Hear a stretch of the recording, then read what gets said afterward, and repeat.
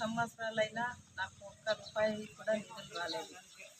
Election అప్పుడు ఆమె చెప్పిన మాటలు ఉషా శ్రీచరణ్ గారు అప్పుడు మినిస్టర్గా ఉన్నారు గత ప్రభుత్వంలో.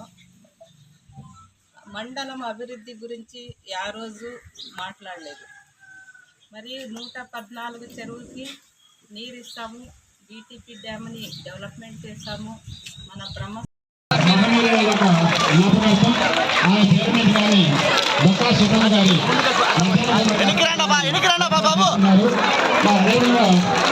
విషయం చెప్పుకోవాలి. స్థానిక శాసనసభ్యులు విశేషంగా స్వాగతం సుస్వాగతం తెలియజేస్తున్నా.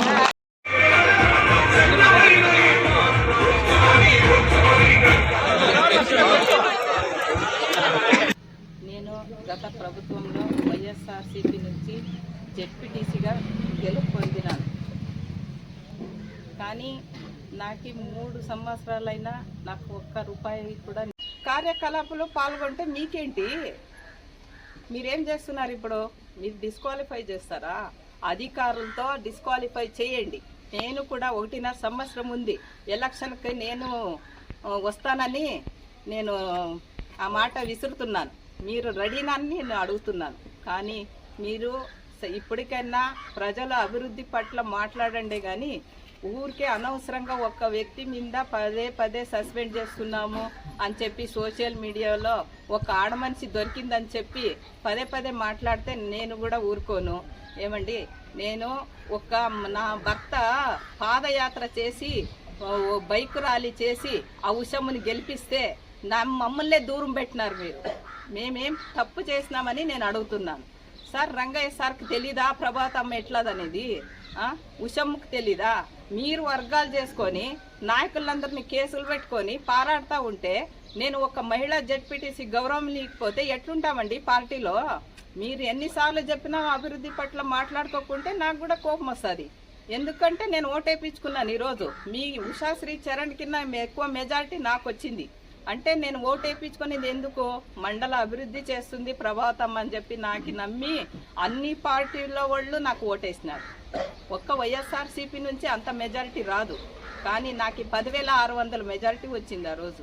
ఈరోజు అమిలేని సిరెత్తుకోపోతున్నారు అంతే. మీరు ఇట్లవన్నీ మానుకొని అభివృద్ధికి సహకరించండి. ఇప్పటికైనా ప్రజలు మిమ్మల్ని చూస్తున్నారు. ఈరోజు ఏం చేస్తున్నారు మీరు అనేది. మీ దాంట్లో బరే కొట్లాట్లు తప్ప ఏంది లేదు. కనీసం గౌరవం ఇవ్వకపోతే నేను ఇట్లే చేస్తున్నా. నేనేమి ఒక్క రూపాయి అవినీతికి పాల్పడలేదు, రూపాయి కూడా తినలేదు. ఇప్పుడు కూడా పదవి ఆశించి నేను సురేంద్రబాబు పట్ల నేను ఏమి చెప్పడం లేదు. నాకేమి పదవి ఆశించుకోకుండా కూడా నేను ప్రజాసేవల్లో పాల్గొనేకి నేను రెడీగా ఉన్నాను. ఏమండి, నేను ఒక్క ఆడ మనిషి, నాతోనేమి ఎవరు నా ఇంట్లో స్వార్థం కోసం నేను పోలే. నేను బ్రహ్మసముద్రం మండల ప్రజల పట్లనే మాట్లాడతాను, ఎప్పటికీ ప్రజల పట్లనే ఉంటా. నేను ఇంకా మాట్లాడాలనుకుంటే రంగయ్య సారు ఎప్పుడు ఓటేయమ్మా నాకని అప్పుడు ఎంపీ అప్పుడు కూడా రాలేదు. వచ్చి ఓటే నీకు ఎంపీకి మంచి మెజారిటీ గెలిపించినాం. డిస్టిక్లోనే నీకు మంచి మెజారిటీ ఇచ్చినాం. ఎంపీ ఫండ్స్ ఆ రోజున బ్రహ్మసముద్రం తెచ్చారా మీరు? ఉషా శ్రీచరణ్ గారికి మినిస్టర్ పదవి వచ్చింది ఎమ్మెల్యే చేసినాక. మరి మినిస్టర్ గారు ఏమన్నా అభివృద్ధి చేశారా? కళ్యాణదుర్గంలో డంపింగ్ యార్డు ఎన్నో ఏండ్ల నుంచి సుమారు 30 ఏళ్ళ నుంచి ఉందో ఏమో ఆ స్టాకు. దాన్ని ఈరోజు సురేంద్రబాబు గారు గుర్తించి ఈరోజు దాన్ని మిషన్ పెట్టి అదంతా పౌడర్ చేసి దాన్ని ఇచ్చేస్తున్నారు. మరి అక్కడ డ్రైనేజ్ సిస్టమ్ కావచ్చు, అది అందరికీ చూసేటట్లనే ఉంది. మరి డ్రైనేజ్ సిస్టమ్ కావచ్చు, పంచాయతీ నిధులు ఇచ్చినారా? పంచాయతీ నిధులు కూడా రాలేదు. కూటమి ప్రభుత్వం వచ్చిన తర్వాత 6 నెలల లోపే పంచాయతీ అభివృద్ధి అవుతూ ఉన్నాయి, మండల అభివృద్ధి అవుతున్నాయి. ఇంతట్లోనే బొమ్మగానపల్లి, రాయలదప్ప దొడ్డి, కన్నేపల్లి రోడ్డు వేసి చూపిస్తారని మన ఎమ్మెల్యే గారని ఈ సభామూలకంగా గట్టిగా చెప్తున్నాను. మరి 114 చెరువుకి నీళ్ళు ఇస్తామని అన్న పదే చెప్తున్నారు. 2 ఏళ్ళ లోపల ఇస్తాం. అది కూడా మన జీవన నాడి బ్రహ్మసముద్రం రైతుల అది హర్షం వ్యక్తం చేస్తున్నారు. మీరు అభివృద్ధిని అడ్డం పడొద్దండి. మొన్న మున్సిపాలిటీలో అందరూ పోయి అన్నకి చాలువ కొప్పి పూలారాలు వేస్తే దానికి కూడా ఒక తప్పుపడుతున్నారు. మీరు ఒక ప్రజాప్రతినిధి శాసనసభ్యులు వస్తే ఎవరైనా గౌరవిస్తారు. గౌరవించి తీరుతారు. అభివృద్ధికి సహకరించండి అంటే ఇంకా ఊరికే అనవసరంగా నా పేరు తీసుకొని ఊరికే అనవసరంగా మాట్లాడుతున్నారు. మీరేం కళ్ళు మూసుకున్నారా? నేను రాజీనామా చేసినప్పుడు, రాజీనామా చేసిన రోజే నీవు అడగొచ్చు ఏం చేస్తున్నావమ్మా నీవు అని. ఈరోజు డిఎస్సి కోచింగ్ కావచ్చు, క్రికెట్ టోర్నమెంట్ కావచ్చు. క్రికెట్ టోర్నమెంట్ అయితే యువతకు ఆరోగ్యంగా ఉండాలని, ఆ యువత పైకి రావాలా అని చెప్పి ఆయన సొంత ఖర్చులతో ఈరోజు స్టేట్లో కూడా ఎవరు చేయలేకనే పని చేస్తున్నారు. కళ్యాణదుర్గం అభివృద్ధి కోసము డిఎస్సి కోచింగ్లో భోజనం వసతి కావచ్చు, చిన్న పిల్లోళ్ళు ఎత్తుకొని వస్తే వాళ్ళకి పాలు కావచ్చు, వాళ్ళకి బుక్కులు కావచ్చు, పెన్నులు కావచ్చు, అంతా చూసుకున్నారు. మరి మీరేం చేస్తున్నారు? మన బ్లడ్ డొనేషన్కి స్వచ్ఛందంగా వచ్చి యువకులు, పెద్దవాళ్ళు 60 ఏళ్ళు ఉండే మన పెద్ద అన్న బాబు అన్న ఇట్లా వాళ్ళంతా వచ్చి వాళ్ళందరూ బ్లడ్ ఇచ్చి ఆరోగ్యం కాపాడుతున్నారు. ఒక ప్రాణాపాయం ఉండే వాళ్ళందరినీ కాపాడే కోసమే మేము బ్లడ్ ఇచ్చామంటున్నారు. మరి ఏం చూస్తున్నారు మీరు? అంతమంది బ్లడ్ ఇస్తుంటే ఏం చూస్తున్నారు మీరు? ఆడ రెడ్ క్రాస్ వాళ్ళు కావచ్చు, గవర్నమెంట్ హాస్పిటల్ వాళ్ళు కావచ్చు, మరి ఆర్డిటి వాళ్ళు కావచ్చు. ఈరోజు ఆర్డిటి హాస్పిటల్ ఉండేది మన కళ్యాణదుర్గంలో, అది డెవలప్మెంట్ అన్న చేతుల్లోనే ఉంది, చేస్తారు కూడా. గవర్నమెంట్ హాస్పిటల్ కావచ్చు, ఎడ్యుకేషన్ పట్ల కావచ్చు, లోకేష్ అన్న బర్త్డేకి స్వచ్ఛందంగా వచ్చి అంతమంది ఈరోజు బ్లడ్ ఇస్తుంటే మీకు కళ్ళకు కనబడలేదా అంటే నేను అడుగుతున్నాను. ఈరోజు రోజు మీరు గౌరవించి మాట్లాడించినారు, నన్ను గౌరవించినారా, గుర్తించినారా? నేను దానికే రాబోయే రోజుల్లో అమిలేని సురేంద్రబాబు గారే ఎమ్మెల్యే అవుతారు కళ్యాణదుర్గంకి. ఆయన ఢీ కొట్టేవాళ్ళు రావాల, ఢీ కొట్టేవాళ్ళు ఎవరు లేదని నేను చెప్తున్నాను. ఈరోజు అన్నతోనే అభివృద్ధి. కళ్యాణదుర్గము చూసుకొని ఉంటాను. మీరు ఇట్లే ఒకరి మీద అబద్ధాలు చెప్పుకుంటూ కళ్ళు మూసుకొని కూర్చొని మాట్లాడండి.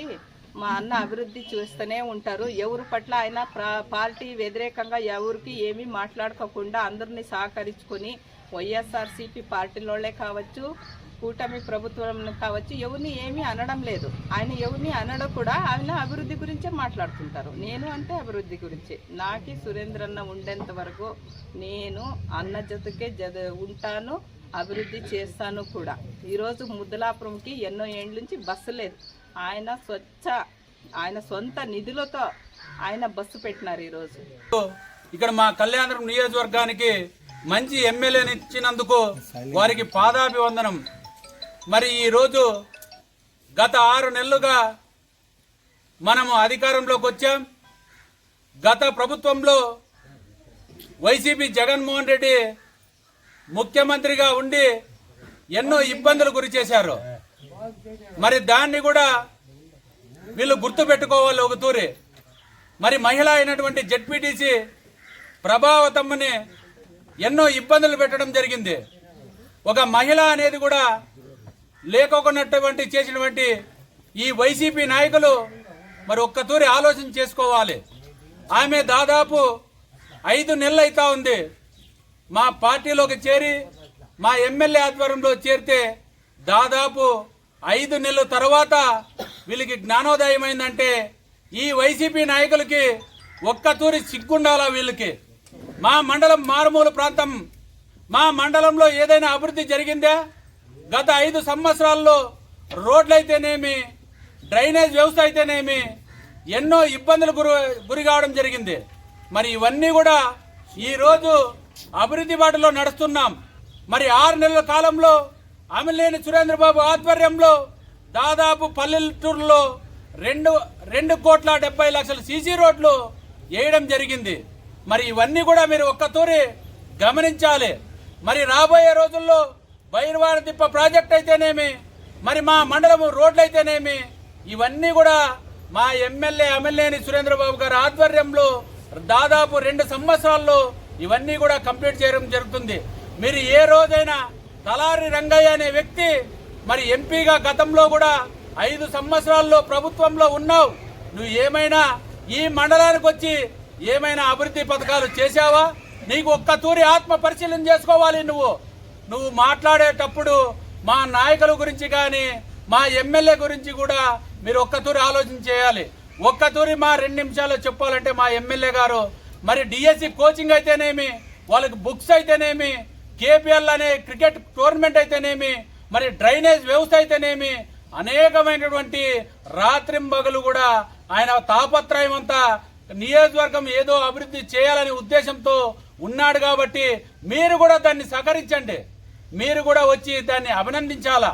రాబోయే రోజుల్లో పెద్ద ఎత్తున మనం కసులు కార్పణ్యాలు కాదు కానీ పోల్చింది మన మండలాన్ని అభివృద్ధి చేసుకోవాలా అనే ఉద్దేశంతో మీరు రావాలి తప్ప మీరు ఏదో ఆమె ఫ్రాడ్ చేసింది ఆమెను సస్పెండ్ చేస్తున్నామంటే అది దాదాపుగా చాలామంది ఎమ్మెల్యేలు కానీ ఎంపీలు కానీ మీ పార్టీలో రిజైన్ చేసి ఈరోజు వస్తున్నారంటే మీ అది వైఫల్యం లోపాల వల్లే ఈరోజు తప్ప కానీ మీకు వైసీపీ నాయకులకు ఒక సిగ్గుండాలా. మీరు అభివృద్ధి గత 5 సంవత్సరాలు ఏమి చేయలేదు. మరి మా ప్రభుత్వం వచ్చిన తర్వాత పెన్షన్లు అయితేనేమి మరి 3,000 ఉన్న పెన్షన్ మీ నాయకుడు 5 సంవత్సరాలు పట్టింది 1,000 రూపాయలు పెన్షన్ పెంచేదానికి. మరి మా నాయకుడు నారా చంద్రబాబు నాయుడు గారు 4,000 రూపాయలు చేసిన ఘనత మరి మా నాయకునికి దక్కింది. మరి కిడ్నీ బాధితులకైతే 10,000 అయితేనేమి, మరి బెడ్ రెస్ట్ ఉన్న వాళ్ళకి 15,000 రూపాయలు అయితేనేమి, మరి ఫిజికల్ హ్యాండిక్యాప్ట్ ఉన్న వాళ్ళకి 6,000 రూపాయలు అయితేనేమి.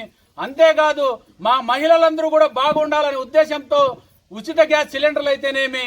ఇంకో ఒక్క విషయం మీరు అందరూ కూడా గుర్తించాలా, మరి భూచట్టం అనేది అదే జగన్మోహన్ రెడ్డి మరోసారి వచ్చింటే చాలా ఈడున్న వాళ్ళందరూ కూడా చాలా ఇబ్బందులు పడేవాళ్ళము. మరి జెడ్పీటీసీ అయిన తర్వాత మీరు వైఎస్ఆర్సీపీ ప్రభుత్వంలో నాకు ఏమీ మండల అభివృద్ధి జరగలేదు కాబట్టి 114 చెరుకు నీళ్లు ఇస్తామన్నారు, అది కూడా జరగలేదు. కాబట్టి ఈరోజు నేను ఎలక్షన్ తర్వాత కూటమి ప్రభుత్వం వచ్చింది, మన అమిలేని సురేంద్రబాబు గారు నాకు మండల అభివృద్ధి చేస్తారని, సురేంద్రబాబు అంటే అభివృద్ధి, అభివృద్ధి అంటే సురేంద్రబాబు గారు, దానికి నేను జూలై 2వ తేదీ రాజీనామా చేసి నీ పార్టీకి రాజీనామా చేసిన తర్వాత జగన్మోహన్ రెడ్డి గారు మళ్ళీ సస్పెండ్ అయింది, ఆ సస్పెండ్ చేస్తానని నీవు చెప్తున్నారు కాబట్టి నేను 6 నెలల ముందరే మీకు సస్పెండ్ చేశాను. అది విడిచిపెట్టి ఈరోజు ఏంటి సస్పెండ్ చేసేది? నేను అభివృద్ధి చేసుకునేకే వచ్చినాను కాబట్టి నా మండలం అభివృద్ధి కావాలా, నేను దానికి పార్టీలో చేరడం జరిగింది.